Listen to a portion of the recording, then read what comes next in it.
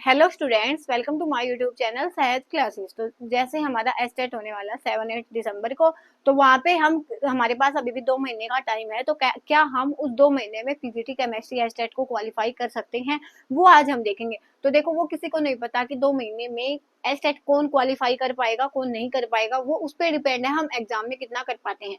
तो यहाँ पे हम सब्जेक्ट को देखेंगे कि कैसे आप सब्जेक्ट को तैयार कर सकते हो 2 महीने में। तो यहाँ पे हमने सब्जेक्ट का इसका यूनिट वाइज जो सिलेबस डिस्कशन है वो पहले किया हुआ है, तो आप चाहो तो वो जाके देख सकते हो। इस वीडियो के नीचे आपको उसका लिंक मिल जाएगा, ठीक है। अदरवाइज यहाँ पे देखो, यहाँ पे क्या है, हमारे पास क्लास 9th की 4 यूनिट का जो सिलेबस, अभी नया सिलेबस नहीं आया है। तो ये वाली चीजें हमारी पीछे वाले सिलेबस के अकॉर्डिंग है, जो पीछे वाला सिलेबस था। तो यहाँ वहाँ पे हमारे पास क्लास 9th की 4 यूनिट थी, और क्लास 10th की भी 4 यूनिट थी, और क्लास 11 की 9 यूनिट दी गई है सिलेबस में जो ऑफिशियल नोटिफिकेशन है, और क्लास 12 की 10 यूनिट है। अगर इन यूनिट्स के नाम देखने हैं ना, तो वो आप डिस्क्रिप्शन बॉक्स में जाके देख लेना, वहाँ पे अच्छे से एक्सप्लेन है कि कौन सी यूनिट कौन सी क्लास से है। तो यहाँ पे देखो, हमारे पास टोटल जो यूनिट है 27 यूनिट्स हैं, और हमारे पास दिन कितने हैं, 60 डेज है। तो आप खुद पे भी देखोगे ना इन चीजों को, तो आप अपने आप ही मैनेज कर पाओगे। बस बात ये है, वो 2 महीने है ना, ये 2 महीने आपने कंटिन्यूटी रखनी है चीजों की। ये नहीं करना कि एक दिन हमने, अगर आप एक दिन भी नहीं पढ़े ना, अगर आपने 2-3 दिन ऐसे वेस्ट किए, तो 2-3 दिन तो फिर वैसे ही पढ़ाई में लगने में, मन लगने में लग जाएगा। तो चाहे थोड़ा ही सही, लेकिन पढ़ाई से बिल्कुल गैप मत लेना, 1-2 दिन का भी मत लेना, क्योंकि फिर वहीं पे आलस आ जाता है। आलस आएगा अगर आज, यहाँ पे अगर इस टाइम पे हम एस्टेट को देखेंगे ना, तो एक एक दिन हमारे लिए बहुत वैल्यूएबल है। और अगर हमारा एक दिन भी खराब जाता है ना, तो उसमें भी ये लगाओ, अगर हमने एक दिन में 6 घंटे देने होते हैं, और वही 6 घंटे हमने कैसे भी करके वेस्ट किए हैं, तो वो फिर पीछे हमें ही भुगतना पड़ेगा। तो कंटिन्यूटी सबसे बेस्ट चीज होती है एग्जाम की प्रिपरेशन में, क्योंकि सबके साथ होता है। अगर आप एक बार है ना, 1-2 वीक पढ़ाई छोड़ के देखो, तो आपको ऐसा लगेगा कि आप तो कभी पढ़े ही नहीं, ना पढ़ाई में मन लगेगा ना कुछ होगा। तो पढ़ाई में यही है कि थोड़ी मोटी ही सही, लेकिन कंटिन्यूटी है वो आपने रखनी है। उसके बाद यहाँ पे देखो, क्लास 9 की 4 यूनिट है, और एक यूनिट को आप एक दिन में बिल्कुल आसानी से कर सकते हो, बिल्कुल कर सकते हो। इतनी ज्यादा बड़ी वहां पे कोई भी यूनिट नहीं होती, वहां पे इजीली आप एक यूनिट को एक दिन में कर पाओगे। लेकिन फिर भी हम ये मान के चले कि यार नहीं, हम तो एक यूनिट को 2 ही दिन देंगे। तो हमने देखा कि आप एक यूनिट को 2 दिन देंगे, तो हमारे पास 27 यूनिट्स हैं, और हमारे पास एक यूनिट के आपने 2 दिन दिए, तो आपको 54 डेज है वो आपके इसमें लग जाएंगे। अब 54 डेज लगे, हमारे पास है 60 डेज, और उसमें से आपके जो ये 6 डेज है ना, ये आपने रिवीजन के लिए छोड़ लेने हैं।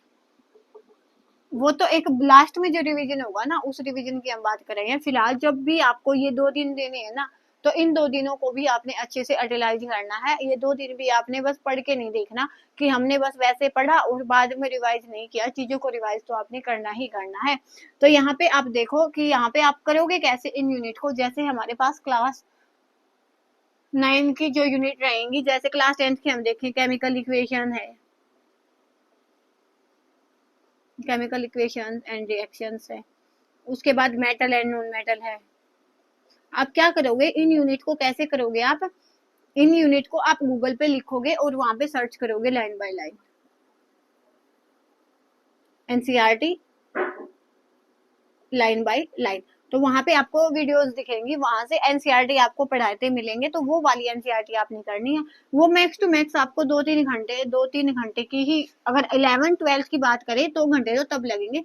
अदरवाइज आपकी वो 1.5-2 घंटे में है, वही वो जो यूनिट है वो कंप्लीट हो जाएगी। तो जैसे हमने एक दिन में जो भी यूनिट हमने पढ़नी है, उसकी वीडियो हमने देखी, इंपॉर्टेंट पॉइंट को या तो आप एनसीईआरटी में हाईलाइट कर लो, या तो अपनी कॉपी में, जिस भी कॉपी में आपने लिखना है उस कॉपी में अपने इंपॉर्टेंट पॉइंट को नोट डाउन करके लिख लो। तो ये वाली चीज आपने करनी है। तो फर्स्ट डे हमने वहां पे किया कि हमने वहां पे यूट्यूब से इस यूनिट को पढ़ा। सेकेंड डे हम क्या करेंगे, उसके पीवाईक्यू लगाएंगे और उसको रिवाइज करेंगे।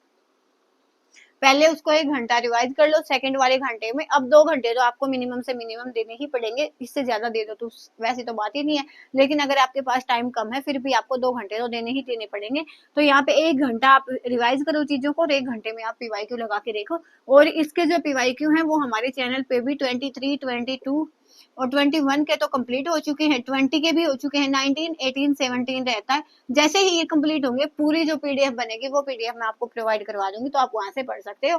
15 अक्टूबर से पहले मैं वो पीडीएफ आपको प्रोवाइड करवा दूंगी, ठीक है। तो यहाँ पे ये चीज थी। तो ऐसे आपने हमारे पास एक यूनिट कंप्लीट हुई तो हमारे 2 दिन गए, नेक्स्ट फिर हमारे पास 2 डेज आए तो हम नेक्स्ट यूनिट चलेंगे, उसके बाद नेक्स्ट यूनिट चलेंगे, ऐसे चलते चलते आपकी जो 27 यूनिट्स है ना वो कंप्लीट हो जाएंगी। और एस्टेट में पीजीटी में आप देखोगे ना तो वहां पे जो पीवाईक्यू है वो बहुत ज्यादा रिपीट होते हैं। रिपीट क्या, वहां पे तो क्वेश्चन ही एज उठ के आ जाते हैं। तो मैं ये नहीं बोल रही आपने टोटली पीवाईक्यू पे डिपेंड होना, लेकिन पीवाईक्यू को आपने साथ में करना है, पीवाईक्यू को छोड़ के नहीं चलना है, क्योंकि पीवाईक्यू से क्वेश्चन आते हैं पीजीटी केमिस्ट्री में। आप खुद भी देखोगे ना तो वहां पे बहुत सारे क्वेश्चन है आपको रिपीटेड मिलेंगे, जो आपने लिए देखे देखे लगेंगे। कि जैसे हमारी वहां पे होती है एक वो CrO2 की प्रेजेंस में वहां पे वो करवाया जाता है, रिडक्शन वाली रिएक्शन हो गई, बेंजोइन कंडेंसेशन हो गया, और उसके बाद एक क्वेश्चन है पीरियोडिक टेबल का, वो भी आता ही आता है, ओजोनोलाइसिस हो गया, वो भी आता ही आता है।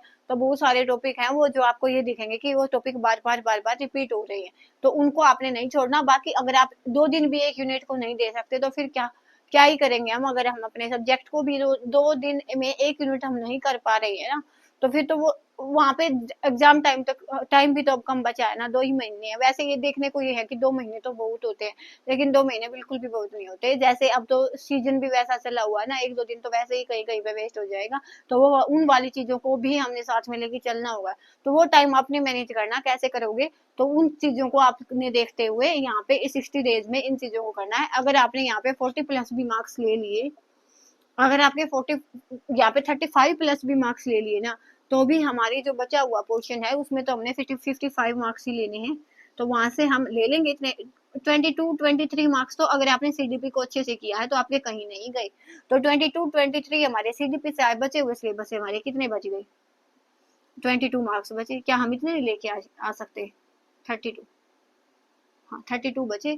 उसमें हमारे पास जीके रीजनिंग मैथ भी है, हिंदी इंग्लिश भी है। तो फिर देखो फिर चीजें आपकी हो जाएंगी। आपका मेन कंसंट्रेशन ये होना चाहिए कि सब्जेक्ट में ज्यादा नहीं ना, 60 मार्क्स का आता है तो 30+ तो हम लेके ही लेके आएंगे। अगर 30 फिर भी देखो 30+ लेके आओगे तो भी 25 की तो आपको छूट है, 25 तो बेशक से ना आए आपके पास, 35 की तो कम से कम श्योरिटी हो।